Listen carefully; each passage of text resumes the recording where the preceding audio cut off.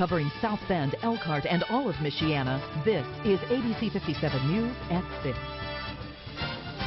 Right now, rain surrounds Michiana. ABC 57's first warning radar shows the rain moving all across the region, and it's expected to leave the area soaked. It is not the night for outside activities. Good evening. I'm Brian Dorman. And I'm Kim Chappell. ABC 57's chief meteorologist Jamie Martin is tracking those storms right now from the ABC 57 First Warning Neighborhood Weather Center. Hey, Jamie. Hey, guys. Yeah, already seen a batch move through the metro area that's now pushing its way into our southwestern Michigan counties. More rain is on the way also, though, from the southwest moving its way in towards Plymouth and Rochester right now. So a bunch of rain out there, a little bit of a break over South Bend, Elkhart, down towards Goshen right now. But that pocket of heavy rain that pushed through earlier is beginning to push off in towards Dowagiac, Decatur. Three Rivers picking up a little bit of light rain. The good news here is the lightning has died out. It was a thunderstorm before. Now it's just a pocket of very heavy rain heading into Vandalia at 6:04, Decatur at 6:17, Marcellus at 6:21. So continuing to track these rain showers, and again, everything is moving towards us that's off to our south. So that's that very heavy pocket of rain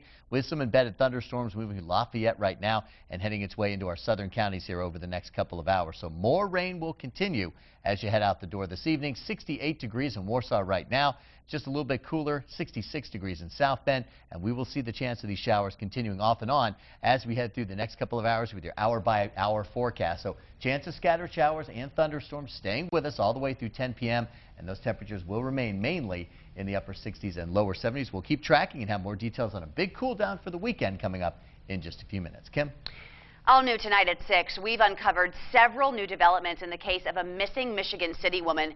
Candy Brown disappeared in August of 2012. We now know her husband, 30-year-old David Morris, developed a relationship with Anna Reeves. She's a woman who helped look for Candy. Police found Reeves dead last Friday in her home off of Buffalo Street. The same day, officials found human remains just outside of Michigan City. Investigators are trying to determine if those remains are in fact Candy Brown. ABC 57's Jesse McDonough joins us live outside of the Michigan City Police Department. Jesse, this is a crazy development today. What can you tell us? Kim, autopsy results have not been released for either case, but according to Candy Brown's family, Anna Reeves was part of the search team looking for Candy Brown. She met Morris there, and the two started dating.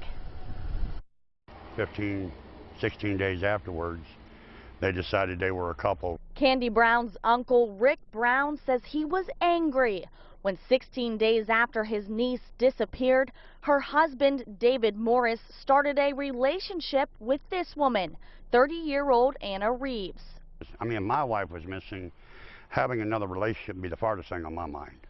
According to Brown, Reeves was part of his niece's search team. They met at the searches, you know, and through Moms on a Mission. Morris and Reeves moved in together, but their relationship was short-lived and included turmoil of its own. Last Friday, Reeves was found dead at her home. The same day, human remains were found in Pines that police say could be Candy Brown. The day she dies, they find Candy's remains. I mean, something smells here, you know. But I'm no detective, I'm no cop. According to charging documents given to ABC 57, Morris was in court this week on accusations he beat Anna Reeves in February. I knocked on David Morris's door today to address these allegations with Morris himself, but he did not answer. However, Brown's family says they won't rest until they figure out if Morris or anyone else was involved in Candy's disappearance. We need answers. Now, again, those human remains have not been confirmed or denied as Candy Brown, and David Morris has not been convicted yet of domestic battery towards Anna Reeves. Reporting live in Michigan City, Jesse McDonough, ABC 57 News. A Plymouth mom is locked up accused of battery and neglect. Police responded to Lake Street this morning and found a 1-month-old having trouble breathing. Officers arrested the baby's mom, Diana Turnett. The child is being treated right now at Memorial Hospital in South Bend. Police made a second arrest in a Kosciuszko County child abuse case. 30-year-old Jolene Swihart is accused of beating and even kicking a Warsaw 4-year-old. On Monday, officers arrested 26-year-old Sharina Harris. She's accused of abusing the same child. One of the area's largest employers showed several supervisors the door today. Zimmer Orthopedics in Warsaw says it needed to cut several jobs to sustain growth. But Kosciuszko County officials told us it's the result of a new $60 million medical device tax. ABC 57's Judy Lykowski is live outside of Zimmer headquarters with what she was able to uncover. Judy. Well, Brian, we know that 50 people lost their jobs here either yesterday before their shift ended or either today when their shift was just getting ready to begin. And we're told that all of those positions are either in management or a technical supervisory type role. 2,600 employees work here at the Zimmer plant altogether. It's one of the top 3 orthopedic device makers in the country. Now, the Warsaw Kosciuszko Chamber of Commerce has been following these possible cuts very closely because this area is so dependent and driven by those top 3 manufacturers that are here. Now, last March, Zimmer announced a whole company-wide restructuring plan to offset a $60 million medical device tax that came into play this year. These companies have been telling politicians in Washington for the past 3 years this is impactful. 10 to 20% workforce reductions will be the result. And D.C. didn't listen, and 50 people got slapped in the face today. Now, one employee that I was able to talk to over the phone says he worked here at this company for 34 years and he was 7 months away from retiring. He says the worst part was being escorted out the door without being able to say goodbye to his fellow colleagues here. And the company does tell us that those employees that were cut did receive severance packages. Reporting live in Warsaw, Judy Lykowski, ABC 57 News. Some big changes may be coming to the Potawatomi Zoo. Happening right now, the South Bend Common Council is meeting to decide whether the city should hand over the zoo to a nonprofit group. Supporters say the switch would benefit the zoo and the city's budget, but employees are concerned about union memberships and pensions. Changes are coming to 2 of the most popular beaches in South Haven. The city agreed this week to install an emergency call box on North Beach and South Beach. The $50,000 purchase is part of a settlement reached between the city and the family of a drowning victim. ABC 57's Jillian Mahan joins us live from South Haven. And Jillian, how are these boxes better than a cell phone? Well, city officials tell me that they're hoping these boxes will help emergency responders actually be more efficient in locating some of these beach emergencies. Now, in 2009, a Chicago man drowned in the lake while saving his children from strong currents. Now, his family sued the city for not providing beachgoers with warnings about the currents.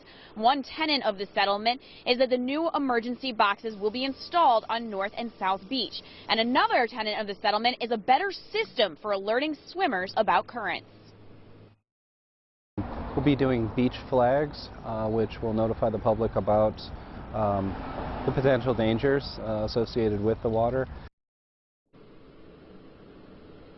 Now, the city also tells me that these flags will be installed on all of the beaches throughout South Haven, not just North and South Beach. The flags will also be monitored throughout the day as those currents change. Now, the city also plans to expand their emergency call boxes over the next few years, so there is a call box on each beach. Reporting live from South Haven, Jillian Mahan, ABC 57 News.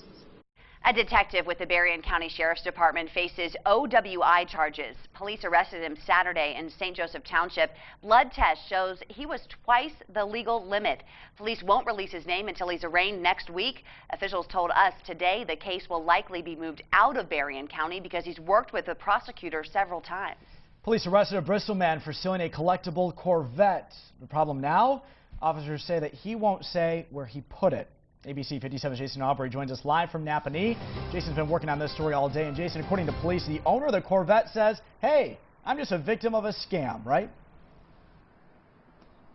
You know, that's right. In fact, Mike Stoll, he posted an online ad looking for someone to install a brand new convertible top on his 1986 bright yellow Indianapolis Speedway pace car modeled Corvette. Now, police say 27-year-old Matthew Warman responded to that ad and never returned the car.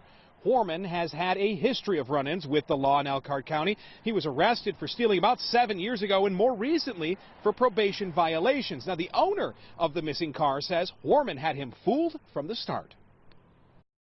I met the guy. We looked at the car, looked at the top, and he said, described what he was going to do. Sure seemed like he knew what he was talking about, like he did it before.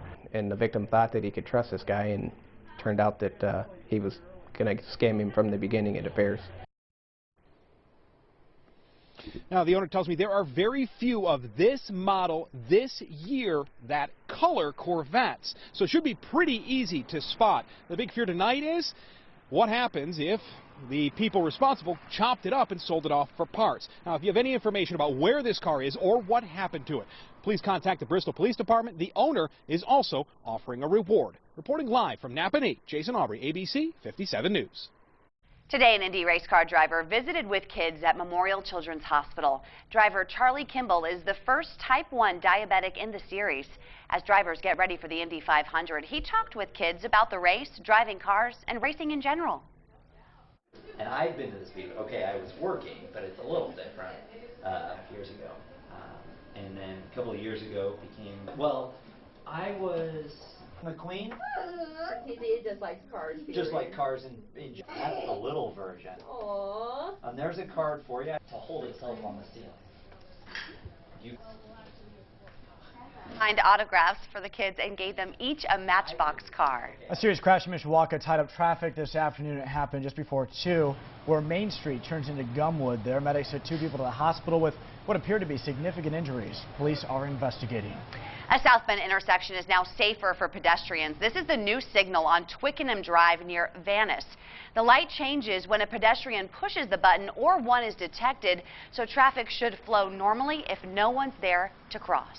Today, Governor Mike Pence signed a bill expanding Indiana's school voucher program. Special needs student siblings, kids who get a scholarship grant now qualify. Also, students already using vouchers can still take part in the program if their family income goes above the limit. And children in low-performing districts no longer have attend a year of public school.